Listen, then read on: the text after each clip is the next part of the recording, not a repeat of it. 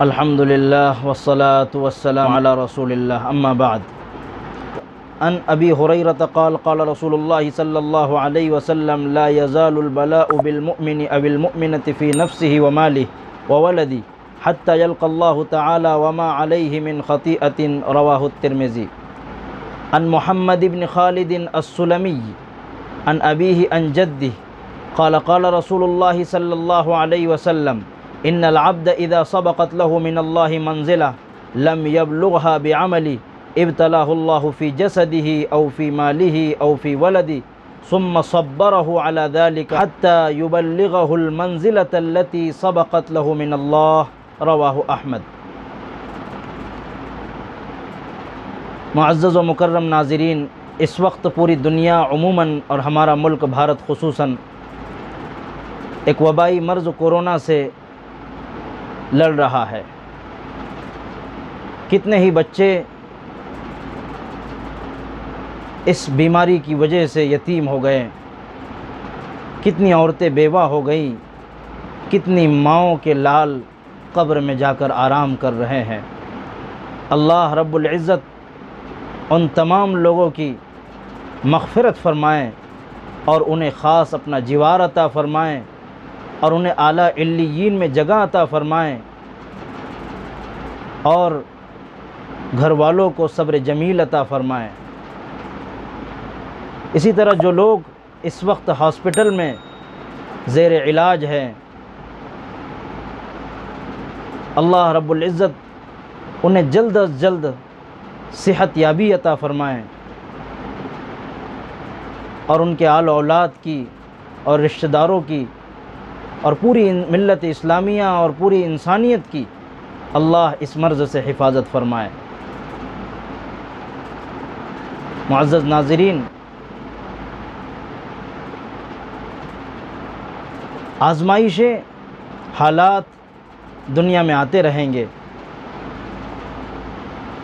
उस वक्त रहमत दो आलम सल्लल्लाहु अलैहि वसल्लम की जो हिदायत है, जो सब्र की तलक़ीन है, उस पर हमें अमल करना चाहिए। अल्लाह से अपने रिश्ते को मज़बूत करना चाहिए, क्योंकि इंसान जब बीमार हो जाता है तो उसका ताल्लुक़ अपने खालिक से बढ़ जाता है। वो हर वक्त अपने दिलो दिमाग के ज़रिए से अपने खालिक की तरफ मुतवज्जे रहता है और वो अपने लिए सेहत की दुआ भी करता है, ज़िक्र व अज़कार भी करता है, खुदा से लौ भी लगाता है और अगरचे वो ज़बान से ज़िक्र अदा नहीं कर सकता कमज़ोरी के बावजूद, लेकिन उसका दिल अंदर से अल्लाह अल्लाह की सदाएँ लगाता है। तो जब ये कैफ़ियत एक बीमार शख्स पर तारी हो जाती है तो रहमत दो आलम सल्लल्लाहु अलैहि वसल्लम ने फ़रमाया कि एक मोमिन बंदा जब बीमार हो जाता है तो उसके तमाम गुनाह उससे झड़ते चले जाते हैं और इस हालत में अगर वो खुदा से मिल ले, खुदा के यहाँ चला जाए, उसका इंतकाल हो जाए, तो अल्लाह के रसूल सल्लल्लाहु अलैहि वसल्लम फरमाते हैं वो अल्लाह से इस हाल में मिलता है वमा अलैहि मिन खतीआ, उस पर कोई किसी किस्म का गुनाह बाकी नहीं रहता। इसी वजह से हम जब किसी बीमार की इयादत के लिए जाते हैं तो हमें ये दुआ सिखलाई गई है, ला बअस तहूरुन इंशाअल्लाह। हम ही जाकर एक मरीज़ से कहते हैं ला बअस तहूरुन इंशाअल्लाह, इंशाअल्लाह ये बीमारी गुनाहों के मिटने का ज़रिया होगी, गुनाहों के माफ़ होने का ज़रिया होगी। अल्लाह इस बीमारी के नतीजे में आपके दर्जात को बुलंद फरमाएगा। दूसरी हदीस में अल्लाह के रसूल सल्लल्लाहु अलैहि वसल्लम ने हमें तालीम दी, अल्लाह रब्बुल इज़्ज़त जब किसी को बुलंद मकाम देना चाहते हैं और वो मकाम बंदा अपने अमल से हासिल नहीं कर सकता तो अल्लाह रब्बुल इज़्ज़त उसे आज़माइश में मुब्तला फ़रमा देते हैं।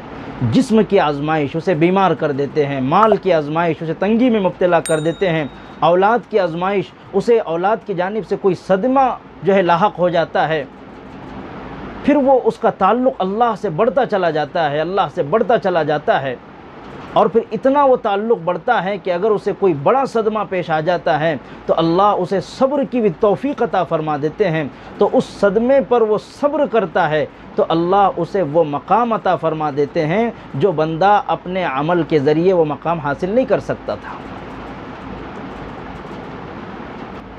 तो हमें रहमत दो आलम सल्लल्लाहु अलैहि वसल्लम ने मुसीबत की इन घड़ियों में सब्र की तलक़ीन फरमाई। मुअज़्ज़ज़ नाज़रीन, अल्लाह के रसूल सल्लल्लाहु अलैहि वसल्लम ने फरमाया, इन्नमा सब्रु इंद सदमतिल ऊला, सब्र तो वो उस वक्त है कि जब सदमा हो जाए उस वक्त अल्लाह की तरफ मुतवज्जे हो जाए। किसी का कोई अज़ीज़ और करीबी रिश्तेदार अगर फौत हो जाए तो वह अल्लाह के इस फ़ैसले पर राज़ी रहे। याद रखिए, मोमिन के लिए मौत एक तोहफ़ा है, अल्लाह से मुलाकात का एक ज़रिया है। और मोमिन मौत से नहीं घबराता, एक दिन तो मरना ही है और कब्र में रात तो गुजारनी ही है। बस ये है कि हम अल्लाह की तरफ मुतवज्जे रहें, अपनी मौत की तैयारी करें और जो है कमज़ोरी आ जाने से पहले, ज़बान के बंद हो जाने से पहले, सांसों के रुक जाने से पहले, सांसों के फूलने से पहले हम आखिरत के लिए वो तोशा तैयार कर ले ताकि हम अल्लाह के यहाँ एज़ाज़ और इकराम से नवाजे जाएं। जब हम दुनिया से जा भी रहे हों तो अल्लाह हमारे मुलाकात का मुश्ताक़ हो। हदीस पाक में आता है, रहमत दो आलम सल्लल्लाहु अलैहि वसल्लम ने फरमाया, मन अहब्ब लिक़ा अल्लाह अहब्बल्लाहु लिक़ाअहू, जो अल्लाह से मुलाकात को चाहता है अल्लाह भी उसकी मुलाकात करना चाहते हैं। तो जो लोग इस रमज़ानुल मुबारक में अल्लाह के यहाँ जा चुके हैं और जो है इस दुनिया को उन्होंने दाग़े मफ़ारक़त दे दी हैं, अल्लाह उनको जो है उनके दरजात बुलंद फरमाएँ। रहमत दो आलम सल्लल्लाहु अलैहि वसल्लम ने फरमाया, मन अहब्ब लिक़ा अल्लाह अहब्बल्लाहु लिक़ाअहू, जो अल्लाह से मुलाकात को चाहता है अल्लाह भी उसकी मुलाकात के मुश्ताक़ होते हैं। वमन करिह लिक़ा अल्लाह करिहल्लाहु लिक़ाअहू, कि जो अल्लाह से मुलाकात को नापसंद करता है अल्लाह भी उसकी मुलाकात को नापसंद फरमाते हैं। तो मोमिन के लिए मौत एक तोहफ़ा है, अल्लाह से मुलाकात का एक ज़रिया है। तो हम, अल्लाह ने हमें ईमान दिया है, अल्लाह ने हमें रहमत दो आलम सल्लल्लाहु अलैहि वसल्लम के वास्ते से हमें जो है हिदायत दी है, रहनुमाई अता फ़रमाई है। हम इन रहनुमाइयों से फ़ायदा उठाएं और इसी तरह इस बीमारी के माहौल में अल्लाह के रसूल सल्लल्लाहु अलैहि वसल्लम ने इलाज के सिलसिले में भी वज़ाहत के साथ ये बात इरशाद फरमाई है कि पूरी एहतियाती तदाबीर अपनाते हुए इलाज भी किया जाए।